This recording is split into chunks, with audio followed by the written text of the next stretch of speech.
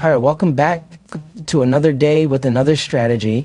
We're going to be talking about the QQE indicator strategy. And in this strategy, we're going to be having some demonstration on using the market replay data that will allow you to do a back test, sort of like a replay on Ninjatrader 8.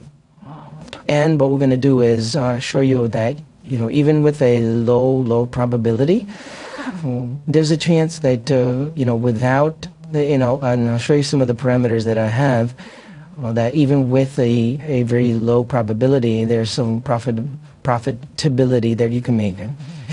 For those of you that don't know what QQE is indicator, the QQE indicator, that is basically the Quantitative Qualitative Estimation indicator. I mean, look it up on Google.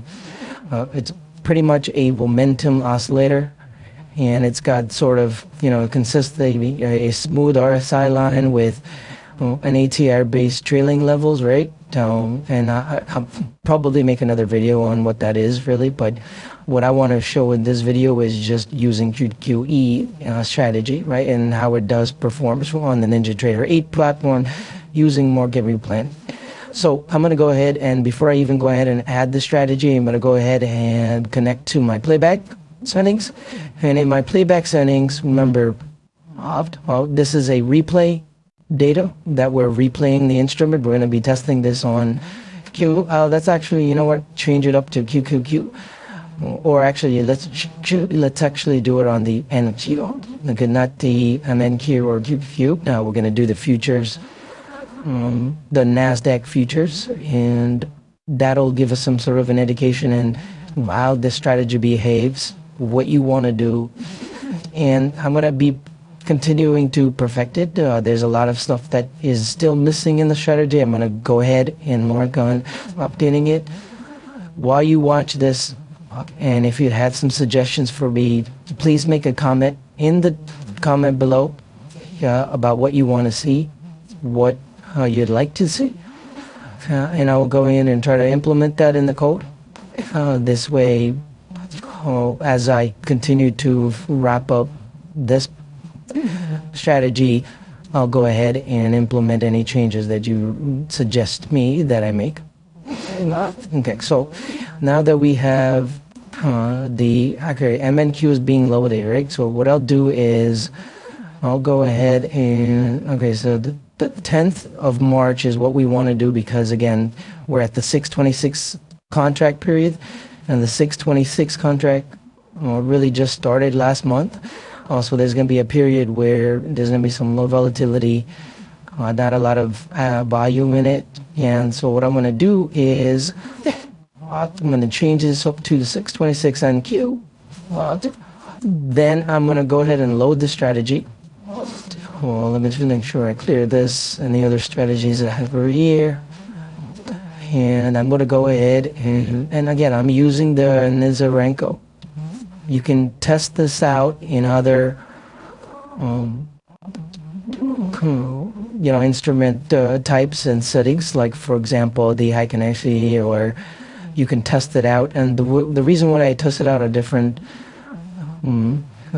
chart displays is because I want to make sure that it works in different conditions, because if I were to give this to you, you want to be able to make sure and test it in what you are actually using the chart for, right? If I use the Renko, somebody may be using the Icon SG, somebody could use just regular candles.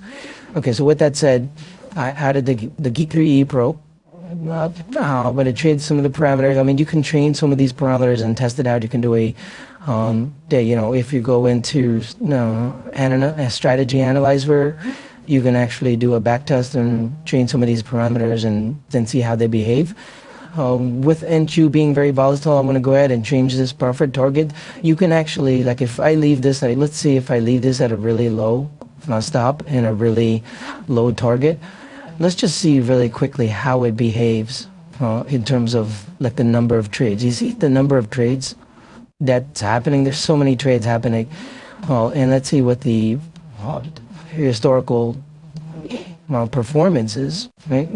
Based, it's 198K net profit, 15 profit. Wow, 87.87 sharp ratio. And this is going from January of this year to March of this year. You get a total of 2,300. You get a profitable, wow, this is an 88% profitable. Again, notice, remember, I started out saying with a very low percentage, would it work on this low percentage? And the reason why it's high right now is because we're doing a lot of trades. It's probably just exiting it out really quick. Right, average trade is only $83. Well, winning trade is 100. Losing trade average is it's only $50. And you're up to maximum to 40 consecutive winners. So interesting. And so your probability is 88%. You are doing what? By 56 trades per day on this. Wow, okay, that's pretty amazing. No, so let's tweak this a little bit, right? Now, before I go ahead and play this, I'm gonna change the parameters a little bit just to see how it behaves. And I don't want to make it a really short tick size. Let's just say I want to do 90. And their stop loss, because my Renko bars are 45, let me just make it stop loss. Okay, so let's make it 49. Well, position, let's just take 2 for, actually this is NQ, so let's just stick it with 1 for now. And I'm going to leave the other parameters the way it is, right? Now, let's see how this behaves.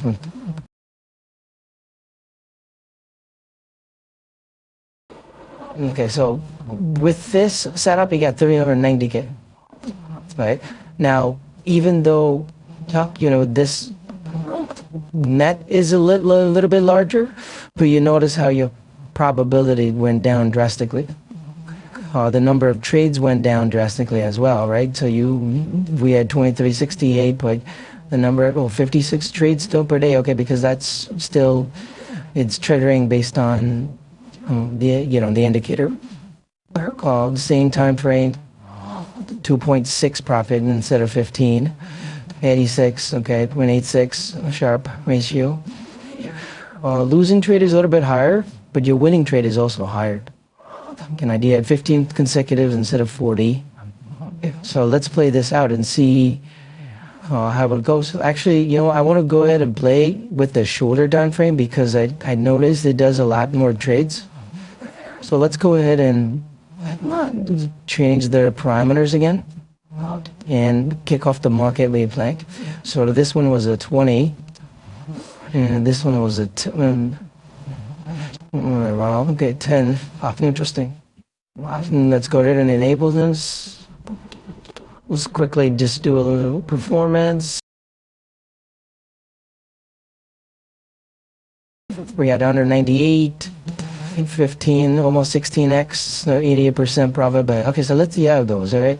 For those of you that don't have market replay data, make sure you go ahead and grab it. It's in the link and also in the description. If you already have it, that's great. You can actually go ahead and play back the strategy on your market replay data in Ninjatrader.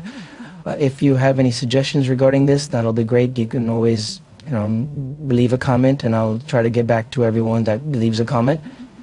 And with that said, I'm going to go ahead and kick it off. I picked the 10th of March because the new contract started in March.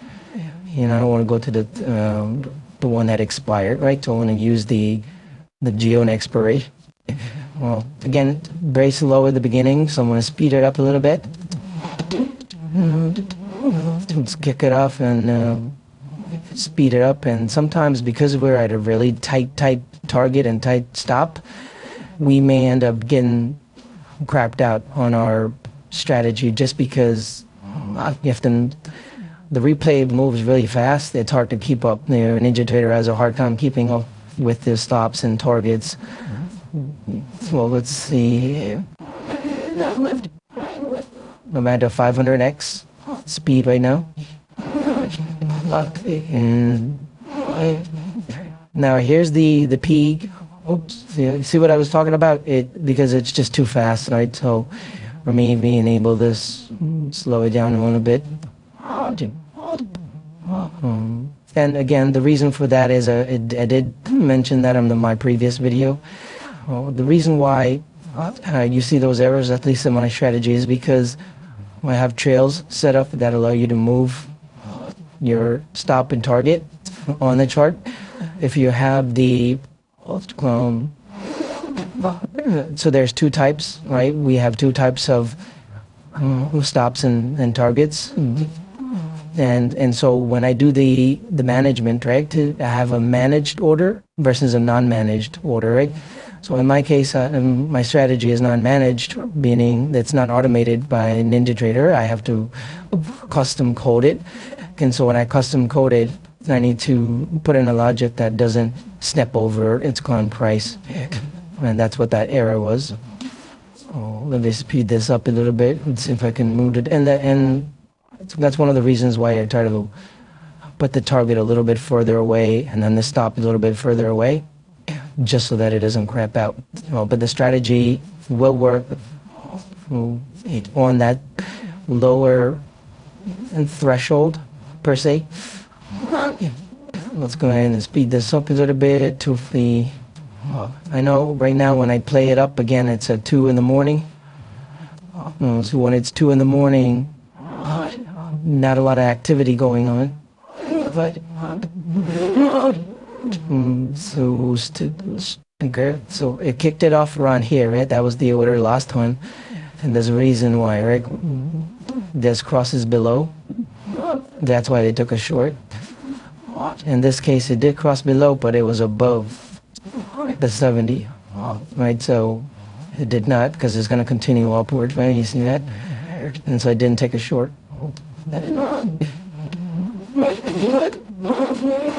There's crapped out again. And I have to code this out. Again, this is testing. We're testing this out. I will adjust the code to accommodate those high speed trading orders. And so let's go ahead and adjust this, because this is too tight. At least for this video, I want to show you some progress, right? So let's make this 90. Let's make this 55, or maybe make it look 150, for example. And it's a 150. Let's see what the performance is on one of these. It's on the 150. All right, it says 345 on that. A2, 2x, 43. You see, it drastically went down. Losses in the harder, 48 trades per day. Okay. Let me speed it up so you can see how it's going.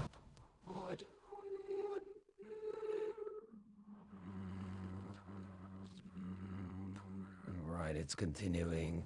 I'm gonna put it on max.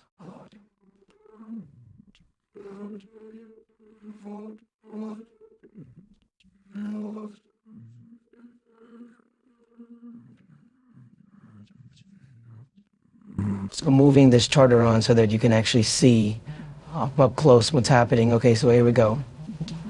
It took an order right here, and it didn't trail down and fast enough, so I have to code and update that part of it as well, because you do want to kind of adjust it based on your setting green. You want it to trail down, and I think that's one of the reasons why that strategy shows a low probability, is because my trail is probably not set up properly. Right? If I had that trail, we would have captured it and stopped out right around here. Right? And in this case, if I had that trail, we would have stopped out like right here. Good. And goodness, so we get a loss there, but we're still positive. It's moving fast now. We're about 7 o'clock in the morning now.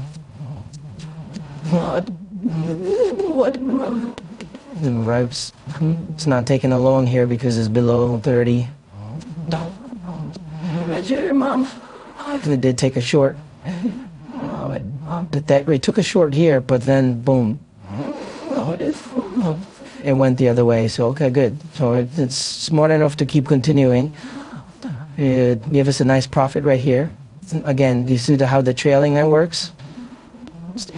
it kind of tails this edge, and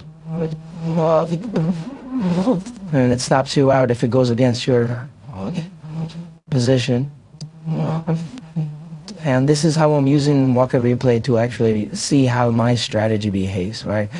In addition to your back testing, you can do some of the additional back testing to kind of give you that confirmation and give you a little bit more confidence on your strategies, right? This is the way I'm doing it. If you like this strategy, please comment and make sure, let me know. I can provide an update, further updates. If you have some suggestions on what I can do to improve it, I'm happy to listen and take note and make those suggestions into the code.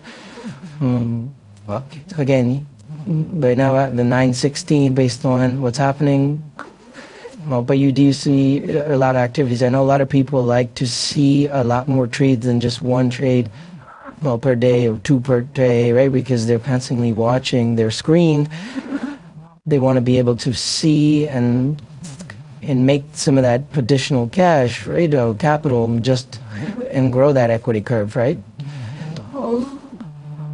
And swing traders, they have different the strategies. I don't have a strategy for swing trading. Although, I didn't make a video for it. I made one time, but the fact that it takes a really long time for trades to happen is very difficult to show in a video, even with max speed, because swing trading takes a position and then a few days later it exits out, right?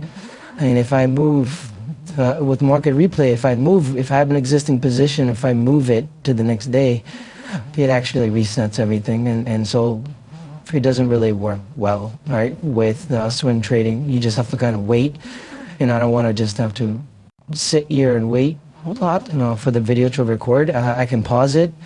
Certainly, I can do that, but then if I pause it, it may not look real.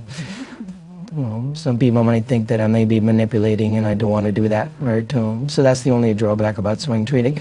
Let me know what you think about this. I'm at 370 right now, without doing anything, without any adjusting. You do have some cuts along the way.